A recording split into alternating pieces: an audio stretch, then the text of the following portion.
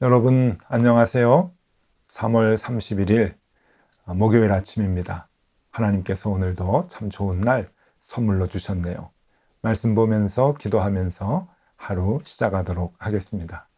오늘 같이 볼 말씀은 마태복음 24장 45절에서 51절까지의 말씀입니다. 충성되고 지혜 있는 종이 되어 주인에게 그 집 사람들을 맡아 때를 따라 양식을 나눠줄 자가 누구냐?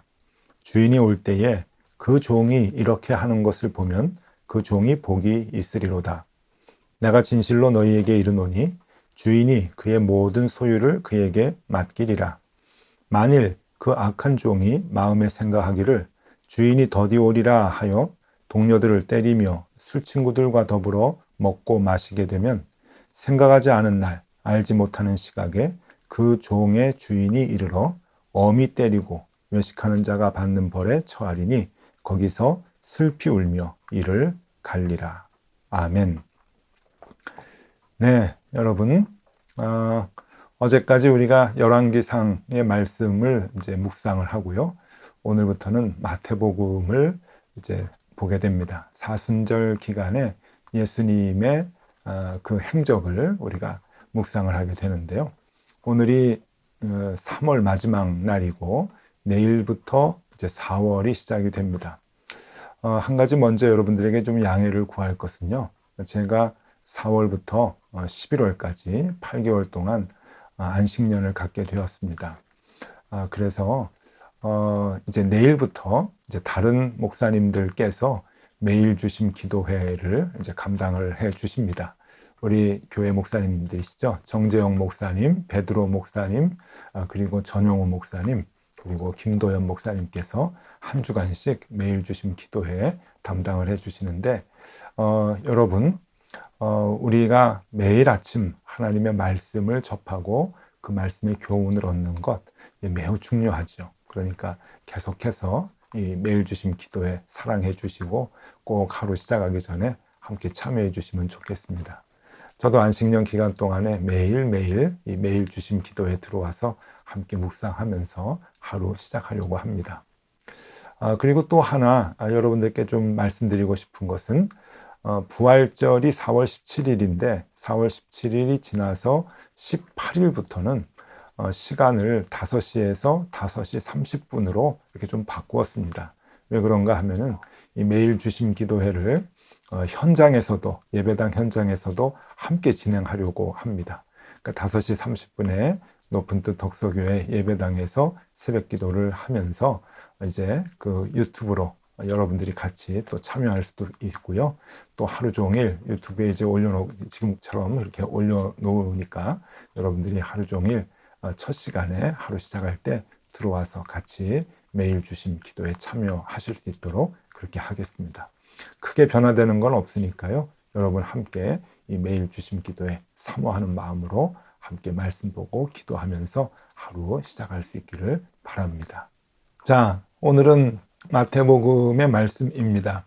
24장의 마지막 부분을 우리가 보고 있는데 또 이제 오랜만에 우리가 마태복음을 보니까 이전에 마태복음 묵상했던 것을 조금 잊었을 수도 있습니다. 그래서 다시 한번 상기시켜 드리면 이제 예수님께서 십자가를 지시기 위해서 예루살렘에 입성을 하셨죠.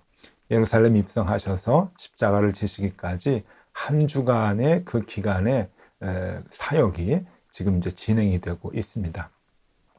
예루살렘 입성하신 것이 마태복음 21장이죠. 그래서 예루살렘에 입성하시고 제일 먼저 하신 일이 성전을 깨끗게 하시는 성전 정화의 사건이 나옵니다. 그것이 마태복음 21장에 나오고요.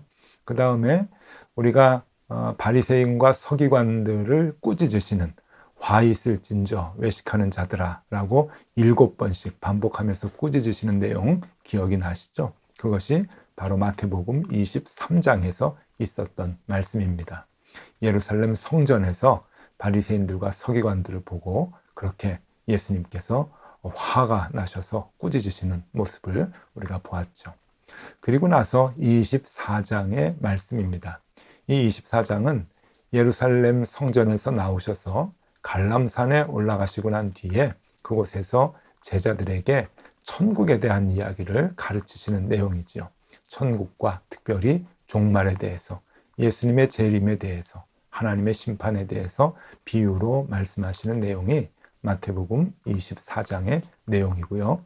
오늘은 그 마태복음 24장 종말과 천국에 대한 말씀의 결론 부분을 예수님께서 얘기해 주고 있습니다. 이 종말에 대해서 예수님께서 강조하시는 것은 경계하라라고 하는 겁니다. 여러분 오늘 이 묵상 시간에 한 단어, 중요한 한 단어를 기억하라라고 하면은 경계라고 하는 단어를 기억하시면 좋을 것 같습니다. 이 경계를 하면서 살아라. 하나님의 심판의 때 우리의 종말, 이 땅의 종말과 내 개인의 종말이 언제 올지 모른다. 그러니까 지혜로운 사람은 언제나 경계하면서 살아야 된다라고 하는 것이죠. 그것을 예수님께서 우리에게 계속적으로 반복해서 강조하고 계십니다. 그때와 그 시는 아무도 모른다. 나도 모른다. 아버지밖에 모른다. 그러니 우리는 깨어서 경계해야 된다. 긴장을 늦추지 말아라 라고 하는 그러한 말씀입니다. 그러면 여러분, 우리는 그 예수님께서 경계하며 살아라 라고 그렇게 말씀을 하시면 우리는 이것을 조금 부정적으로 생각하게 됩니다. 일평생 이 좋은 땅에서 경계하면서 어떻게 살아? 그거 너무 답답한 거 아니야? 그리고 너무 피곤하고 시간을 소모하면서 살아가는 것 아닌가? 그렇게 어떻게 우리가 늘 피곤하게 경계만 하면서 긴장하면서 살 수가 있을까라고 생각할 수가 있습니다. 그런데 여러분, 이 경계라고 하는 것은 꼭 그렇게 피곤하고 긴장되는 것만은 아닙니다. 여러분, 이 경계라고 하는 것에는 두 가지의 마음이 함께 있을 수 있습니다. 서로 다른 마음인데요. 예를 들면 이런 겁니다. 지금 이 지구촌에 우크라이나의 전쟁이 한창이죠. 그런데 여러분, 이 전쟁이 발발한 지가 한 달이 조금 넘었는데 전쟁이 나기 전에 우크라이나 군대는 이 러시아의 접경 지역, 국경 지역에 아주 긴 참호를 이제 파놓고 거기에 군인들을 세워놔서 경계를 늦추지 않았습니다. 여러분 사진을 한번 보시죠. 이 사진은 이 러시아군이 언제 쳐들어올지 모르니까 깊은 이제 참호를 파서 거기에서 러시아 군인들이 긴장하면서 경계태세로 근무를 하고 있는 모습이죠. 여러분 이 군대에서는 흔히 있는 모습입니다. 특별히 전장에서는 이러한 모습들은 우리 많이 볼 수 있죠. 굉장히 긴장되고 그리고 무섭고 그리고 이 경계라고 하는 것이 얼마나 중요한가라고 하는 것을 알 수 있습니다. 그런데 여러분 앞에 적군이 언제 쳐들어올지 모른다라고 하는 그러한 상황에서 이제 긴장을 하고 답답해하고 무서워하고 그렇게 이제 경계를 하는 것, 그 마음이 있을 수 있는데 여러분 똑같은 상황에서 이 우크라이나 군대가 이 뒤쪽으로 서방 국가들이 이제 지원을 언제 해주는가라고 하면서 기다리는 마음도 있습니다. 그러니까 이 우크라이나 이 전장의 모습을 보면은 동쪽으로는 러시아하고 경계되어서 긴장하면서 경계하고 있지만 이 서쪽으로는 서방의 나라들이 언제 무기를 지원을 해주나 언제 우리를 도와주나 라고 하면서 그것을 기다리며 경계를 하는 모습도 함께 있는 것이죠. 자, 이 양쪽이 다 경계인데 기다리는 것이고 경계이고 그리고 언제 올지 모르는 그 시간에 대해서 초조하게 생각하고 있는데 그 두 마음은 서로 다르다고 하는 겁니다.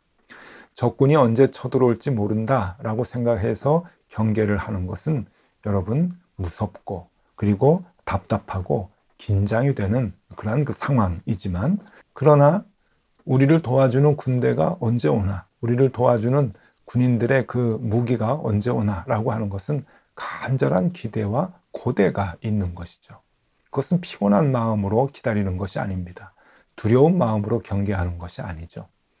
여러분 똑같이 군인들이 경계를 해도 적군이 올 때는 두렵고 무섭고 피곤한 마음으로 그렇게 긴장된 마음으로 경계를 하지만 나를 도와주고 나를 살려주는 도움을 기다리는 것은 여러분 학수고대하고 그리고 간절히 소망하는 그러한 기다림이 된다고 하는 것이죠. 그래서 여러분 여기서 중요한 개념을 하나 우리에게 줍니다. 그것은 경계에 대한 그 의미는 나의 상태에 따라서 어떤 마음으로 어떤 상황에서 기다리느냐, 어떤 마음으로 지켜보느냐에 따라서 그 의미가, 경계의 의미가 달라진다고 하는 것입니다. 여러분, 그래서 오늘 이 본문의 말씀을 보면은요, 우리가 한 두 가지 생각해 볼 게 있는데요. 첫 번째는 우리의 상황에 따라서 경계의 의미가 달라진다라고 하는 겁니다. 여러분, 이것은 굉장히 중요합니다.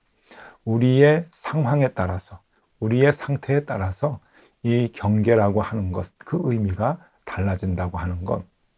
이것은 무슨 말인가 하면은요, 여러분, 우리가 죄를 많이 범했습니다. 하나님의 말씀대로 살지 않고 하나님 말씀을 무시하고 내 멋대로, 내 마음대로 살았다고 생각을 해보세요. 그러면 주님이 오시는 그 날은 참 두려운 날입니다. 하나님이 우리를 심판하시는 날은 굉장히 무서운 날이죠. 두렵고 떨리는 마음으로, 긴장하는 마음으로 그날을 기다려야 될 수밖에 없는 겁니다. 그렇게 종말을 기다리는 것, 우리가 천국에 갈 수 있을까? 그렇게 두려운 마음으로 기다릴 수밖에 없는 것이죠. 나는 죄를 많이 범했는데 하나님께서 나에게 어떤 책망을 주실까라고 하면서 우리는 두려워하고 그 두려운 마음으로 그 날을 기다릴 수밖에 없는 것이죠. 두려운 마음, 답답한 마음, 피곤한 마음으로 여러분 우리는 그날을 기다릴 수밖에 없습니다. 그런데 여러분 반대로 우리가 하나님의 말씀을 듣고 순종하고 말씀대로 살아가기를 애쓰고 주님과 동행하는 삶을 날마다 살 때는 주님이 오시는 그날을 기다리는 것입니다. 왜냐하면 우리에게 생명을 주시는 날이기 때문에 그런 것이죠. 우리를 구원해 주시는 날이기 때문에 그날을 더 기다리고 그날을 더 사모하고 그 날을 신부가 신랑을 맞이하듯이 그렇게 깨어서 기다리게 되는 것이죠. 여러분, 이렇게 경계라고 하는 것, 종말에 대해서 우리가 경계해야 된다. 그 날에 대해서 우리가 민첩한 마음을 가지고 우리가 깨어 있어야 된다. 그날은 아무도 모르기 때문에 우리가 늘 신경을 쓰고 깨어서 기다려야 된다라고 말씀할 때 여러분 이것은 두 가지 의미가 있다고 하는 것을 기억하셔야 합니다. 네, 여러분 오늘 주님께서는 제자들에게 말씀하십니다. 그 날과 그 때는 아무도 모른다. 그러나 너희가 깨어서 기다려야 된다라고 말씀하시는데 자, 여러분들은 어느 쪽이십니까? 그날이 오는 것을 두려워하십니까? 아니면은 그날이 오는 것을 기다리고 계십니까? 우리의 상황에 따라서, 우리의 삶의 모습에 따라서 이것은 달라지게 된다고 하는 것입니다. 여러분, 주님께서 언제 오실지 우리는 모릅니다. 나의 종말, 또 이 땅의 종말이 언제 올지 우리는 모르지만 그날이 와도 기쁨으로 주님을 맞이할 수 있게 되면 참 좋겠습니다. 그러기 위해서는 내가 하루하루 주님과 동행하고 주님의 말씀대로 사는 것 중요하지요. 그렇게 하루하루 살다가 주님 오시는 그날을 기다리면서 주님 만나는 날을 고대하면서 우리가 이 땅을 살아가면 참 좋겠습니다. 우리 모두가 그런 삶을 하루하루 살 수 있으면 얼마나 좋을까요? 여러분들 꼭 그렇게 사실 수 있기를 바랍니다. 또 하나 우리에게 교훈을 주는 것이 있습니다. 그것은 우리를 파멸로 인도하는 것은 다름이 아닌 바로 방심이다라고 하는 것입니다. 그 방심이 우리를 결국 파멸로 인도한다고 하는 것입니다. 여기에서 방심은 아직 시간이 많이 남아 있어 넉넉해 라고 하는 그 마음을 갖는 것이죠. 무슨 종말이야? 지금까지 아무 일도 없었는데 하나님이 언제 우리를 심판하셔? 주님이 언제 오셔? 이 땅의 종말이 언제라고? 그러고서는 아직도 시간이 많이 남아있다고 생각을 한다면 그것이 결국 그 방심이 우리를 파멸로 안내하고 만다라고 하는 것이죠. 재미있는 이야기가 하나 있습니다. 사탄들이 학교를 세워가지고 인간을 파멸로 이끄는 그런 사탄들을 이제 양성한다고 합니다. 우두머리 사탄이 이제 새끼 사탄들을 잘 교육을 시키고 졸업을 시키면서 졸업하는 날에 여러분 이렇게 문제를 냈다고 합니다. 인간을 가장 효과적으로 파멸로 안내할 수 있는 방법이 무엇이 있을까? 한 가지씩 생각해 봐라. 얘기했더니 첫 번째 이 졸업하는 사탄이 이렇게 얘기했답니다. 네, 하나님은 없다고 지속적으로 얘기하면 됩니다. 라고 했더니 그 선생님 사탄이 이렇게 답을 했다고 합니다. 그렇게 해가지고 속는 사람 별로 못 봤다. 사람들은 마음속에 신이 있다고 하는 것을 대부분 느끼기 때문에 그런 거 믿지 않는다. 라고 얘기를 했답니다. 두 번째 학생이 이렇게 대답을 합니다. 지옥은 없다고 얘기하는 게 더 좋을 것 같습니다. 그랬더니 선생님 사탄이 이렇게 얘기했다고 합니다. 아니야, 그것은 효과적으로 인간들을 속일 수 없어. 왜냐하면 사람들은 잘못하면 지옥에 간다고 하는 것을 양심으로 알고 있기 때문에 그래. 그러면서 그것도 잘못됐다고 얘기합니다. 세 번째 학생이 이렇게 얘기했다고 합니다. 선생님, 저는 이렇게 얘기하겠습니다. 서둘러 준비할 필요가 없어. 아직 시간이 좀 넉넉해. 그랬더니 선생님이 무릎을 치고 그거 참 좋은 방법이다. 그래, 네가 가서 인간들을 파멸의 길로 이끌어라 라고 하면서 내보냈다고 하는 그런 얘기입니다. 서두를 필요 없어. 아직 시간이 넉넉해. 여러분, 무슨 얘기입니까? 우리를 넘어지게 하고 또 우리를 결국 죄악의 길로, 파멸의 길로 이끄는 가장 좋은 길, 우리가 가장 속기 쉬운 길이 바로 그것입니다. 아직 시간이 많이 있는데 조금 더 즐기자. 아직 넉넉한데 내 맘대로 좀 살아야지. 여러분, 그렇게 살아갈 때 우리는 기름을, 등불을 준비하지 못한 다섯 처녀와도 같이 신랑을 맞이하지 못하게 된다고 하는 것이죠. 오늘 말씀 48절에서 51절의 말씀이 그것을 얘기해 주고 있습니다.